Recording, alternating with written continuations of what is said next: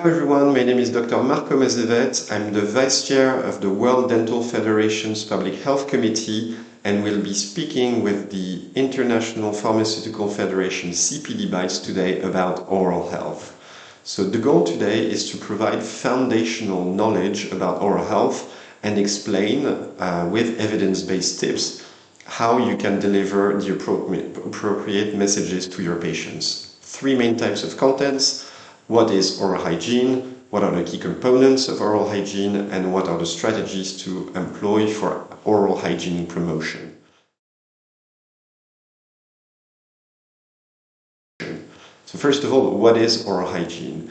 So it is the practice of maintaining the cleanliness and health of the mouth, teeth, gums and tongue. So most of the time we only think about the teeth, but it's also important to remind you, of course, but for most of your patients, that maintaining the status of the tongue and the gingiva especially is quite important for the oral health. The common problems, you know them, so they're tooth decay, gum disease, bad breath, and at a later stage tooth loss. Most of these can be prevented through the practice of good oral health.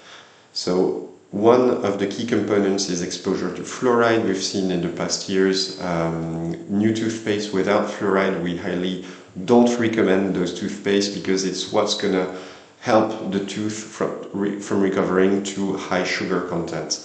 We usually say that fluoride is a mop compared to a bad diet, so it allows to protect and helps the tooth to recover from exposure to sugars, but of course without a balanced diet, it's likely that the patient is going to develop at least some dental caries. So it's essential to have fluoride. We'll speak about this a little bit later, and also for you to understand the basic techniques and tools in maintaining good oral hygiene. So what are the key components of this oral hygiene?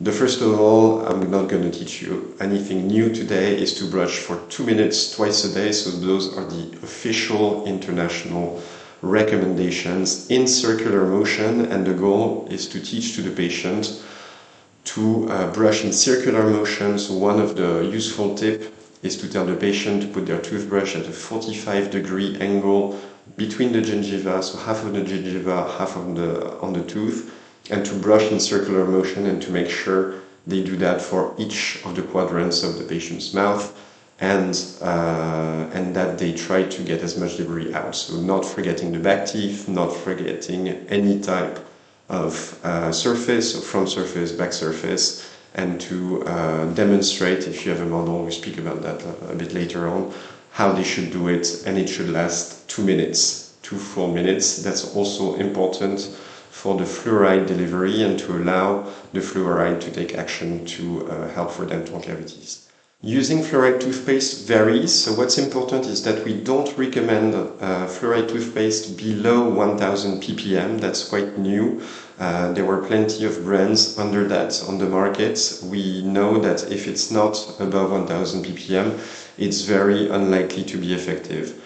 What we do recommend, however, is to vary the quantity based on the age group of the patient, so it should be more like a rice type of amount, so smear with this toothpaste on the children's toothbrushes for ages 0 to 3.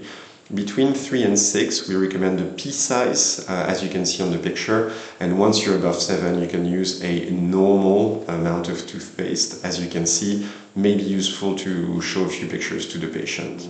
A key advice we also give to the patient is to not rinse after the toothbrushing, so that's something a bit new that not everybody knows, but that allows the fluoride in the toothpaste, which is very effective to fight against dental caries, to stay in the mouth a bit longer. So we recommend no rinsing water straight after brushing, just to spit and keep the toothpaste a bit in your mouth. It's of course recommended to change toothbrushes every 3 months. So if you have a toothbrush that looks like this, aside from cleaning the bathroom, it will not be of use to the patient. We also recommend soft bristles in order for the toothbrush to be sensible enough so that the patient can brush the gum. If the gum is bleeding, that usually means there's inflammation. It's the beginning of a sign of gingivitis, or even more seriously periodontitis, when the gingival disease starts to attack the bone. So recommend to the patient that if they see bleeding when they brush their teeth, that's usually because they haven't brushed enough, and it might be not evident for most patients to understand that. Most dental issues start actually between the teeth, because it's the least easy place to clean. Two ways to maintain interdental hygiene. One is the flossing that you know, so you would take 10 centimeters, well, a bit longer actually, put it between the two index fingers and gently rub against the surface of the teeth. So you do this, of course, each interdental space by interdental space.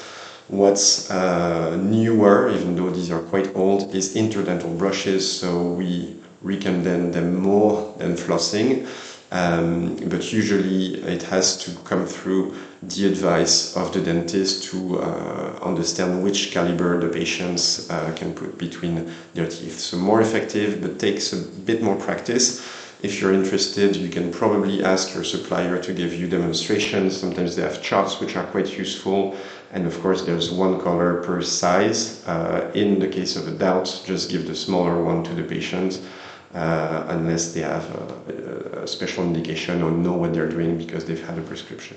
Also useful, some additional fluoride or mouthwash. So as you can see on the picture, some mouthwashes have some fluoride, so it can be a top-on for especially for high-risk patients, and also chewing gum containing xylitol help fight against dental caries.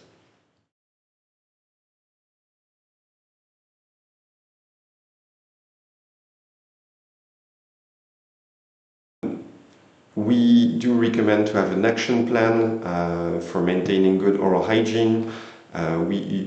We believe that you should encourage the individual under your care to follow along and practice the techniques as you demonstrate them. So this is if you have the time. We do recommend, if you have time available, to show them how to hold a toothbrush. I was mentioning before the 45-degree angle against the gum line, using gentle and circular sweeping motion to clean all tooth surfaces. It's really important that you emphasize that they have to brush for 2 minutes long, so sometimes you can tell them to put a timer on the phone or to use one of those little Pomodoro devices to make sure that the 2 minutes are implemented, and that's also very important for children. So various techniques. You also have apps with length of a song they should be using the toothbrushing for. A lot of material out there. We also like very much plaque disclosing tablets, which will color bacteria. Very useful for teaching children and adults on what they still need to brush after they went through it once. Demonstration for flossing and interdental brushes is quite essential. So as I was saying, just take out some floss and use it between your two fingers and show how they can use it on the tooth model if you have one, or just give an example orally on how they can use the flossing. Interdental brushes are a bit more complex, but I would recommend for you to ask for some demonstration materials from the suppliers that you distribute in your pharmacies, and often they can guide you to the appropriate sizes or charts, even for some of those manufacturers, to help guide your patients. It can be good to document. Of course, this is a standardized way of doing this advice, and keep a record of what you've told the patient in your EMR or your practice management software, so that you know which advice you gave to the patient. In summary, there's plenty of materials that you can use to communicate to the patient the essential tools for good oral health, including toothbrushing, flushing, and using mouthwash. You should gather necessary supplies like soft Bristol toothbrushes, demonstration models, so you can communicate this to the patient. Please do consult all of the resources we have online that are tailored for the patients, whether it's for children or adults, so that you can communicate efficiently to your patient the essential tools for maintaining good oral health. Thank you very much.